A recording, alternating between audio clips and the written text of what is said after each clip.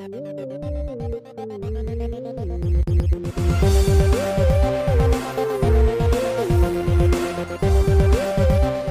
everyone, Courtney here for Artscope, and we're interviewing Makkon today. He's well known online for mostly music development, but he is into a lot of other things too, so we're going to kind of probe his brain and find out what's going on in there. So you do all kinds of things, art, music, your game development. Where did all of this really start for you? Kind of an interesting story. When I was a kid, you know, I always seemed to have little characters that I would draw, and my parents had actually encouraged that a lot. They valued creativity a lot in their family culture. And I appreciate how much that's really carried over and what a huge difference that's made. When I was really young, I remember eventually going up to my dad and saying, "Dad, I want to learn how to draw." And I recall he was in the middle of doing something. He was really busy, he had his hands full. That didn't faze him. He dropped what he was doing, looked at me and said, "Let's go get you some stuff." And he took me shopping to go get art supplies. Of course, he didn't overdo it, you know. I was very young. I guess that was probably one of his very first spoil the child trips. But it's impacted my life, and I owe everything to my mom and to my dad for pretty much how my life has turned out. And it's been, you know, an amazing journey. You know, obviously parents will typically praise their kids a lot more than was really, you know, realistic. Right. But my dad always had good feedback. You know, he could tell me, "Hey, these proportions are a little off, but you're doing great." It wasn't just constant praise like, I draw a crappy stick figure. "Oh, let's put that on the fridge." No, he really was, he tried to treat me like an adult rather than a child. And I appreciate that a lot from him. So on that note, is there anything you would have changed about how you got into art, or is there any advice you would have given your younger self to change things? When I was younger, I probably would have told myself to not take such a long hiatus from both art and music, especially music. You know, looking back, I remember when I was taking piano lessons for a little while, and I guess I was getting really tired of them. I had made up my mind like, well, no, I'm just going to be a visual artist, so I don't have to do this whole piano thing. I was so sure of myself. Just like when I was 6, I was so sure that I wanted to be a paleontologist. What a train wreck that would have been. But it doesn't... Things just don't always work out exactly the way that you think they are. And I probably would have told myself, don't give up something that you will regret later. Right. It's become, music as a result has become a wonderful, fulfilling hobby, another creative outlet. Perhaps it's not something that I can do professionally, but people seem to be a lot more into it than, you know, they are in my visual art, it seems, and I don't mind. So how did you get started online? How did you really make a name for yourself? It wasn't intentional, I'll tell you that. That's a really long story. Honestly, I just picked a name that I thought was clever and started posting artwork. And I got a lot of feedback from people. They helped me to improve, they helped me to get better, they gave me great resources, and they just saw me grow up artistically. And when I really started getting into digital music production, my very first audio workspace was FL Studio or Fruity Loops. My first song, I wish I could find it because it was terrible. And I just love to listen to that, to be able to remind myself that, you know what?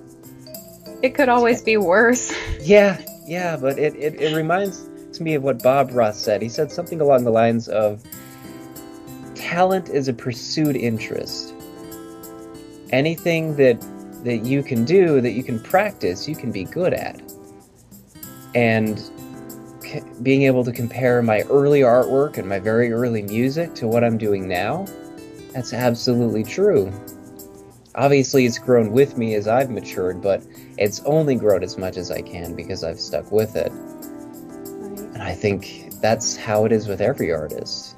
If you really feel like you want to make a name for yourself, etc., it needs to start with you doing it for you. Right.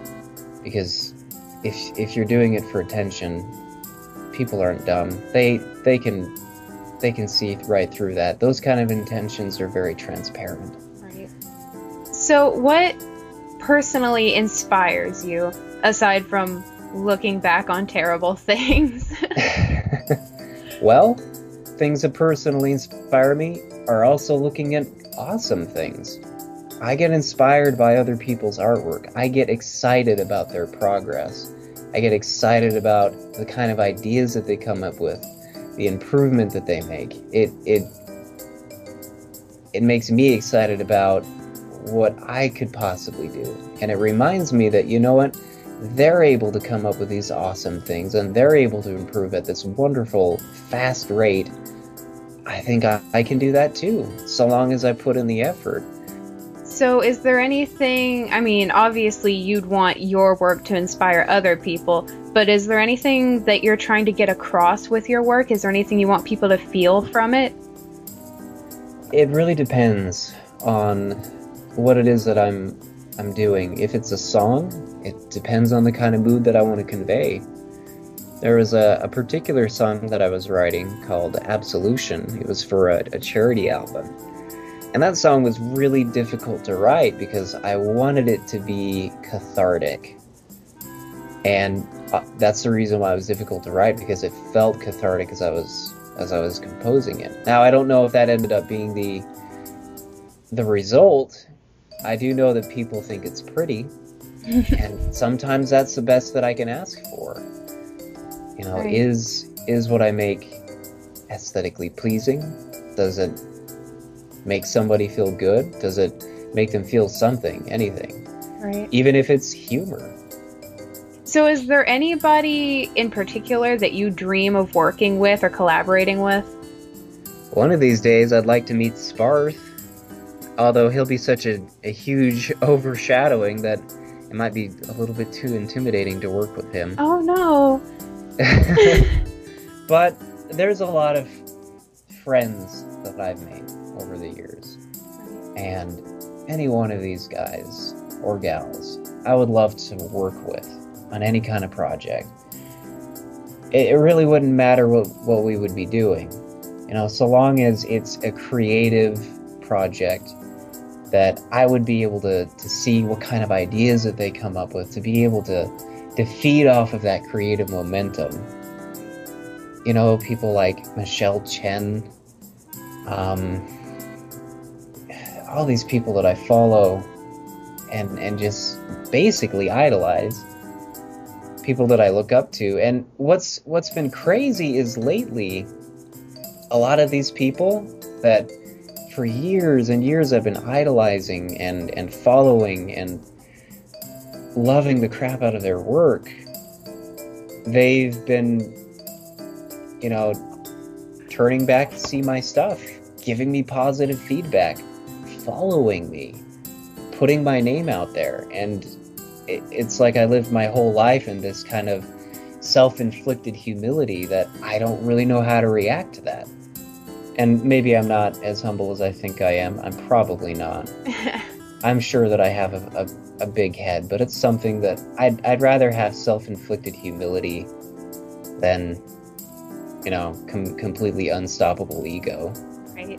It seems like a lot of people focus on your music, but you do so many other things. How do you really break out of being known for one thing? I don't really think that's something that you can break out of, but I don't mind. I mean, I'm glad that people like my music. And it's actually quite surprising that, you know, considering I'm not nearly as skilled at music, at least I think so, as I am at art, I think it's quite flattering that I have a much larger following, from that. A lot of people might, feel jaded or upset by the fact that, oh, I put all this work and effort into all these other things and nobody likes it. They like all the stuff that I kind of throw together. That happens all the time, and it's fine. I really don't think it's worth it getting, bent out of shape over something like that. Obviously, there are times that it has bothered me, but, my opinion and my feelings on the matter have changed. And for the better, I think. So is there anything that you do outside of your work that you think people would be shocked to learn about? Is there anything about you that's maybe not so many people know about? I'm a lot shorter than people think I am. Well, is there anything else you'd like to say? Or anything else you can think of? Do you think we have enough material? Well, I mean, I think we do, but I just want to make sure that, I got you to say everything you wanted to, and I mean, I don't want you to feel like I'm doing this like, okay, or do we have enough now? Has he yammered long enough? Well, on a scale from 1 to obnoxious, I think we're about there. Hang on a second. Okay, well, I had so much fun talking to you, and thank you for opening up to me. You're welcome, Courtney. Thank you.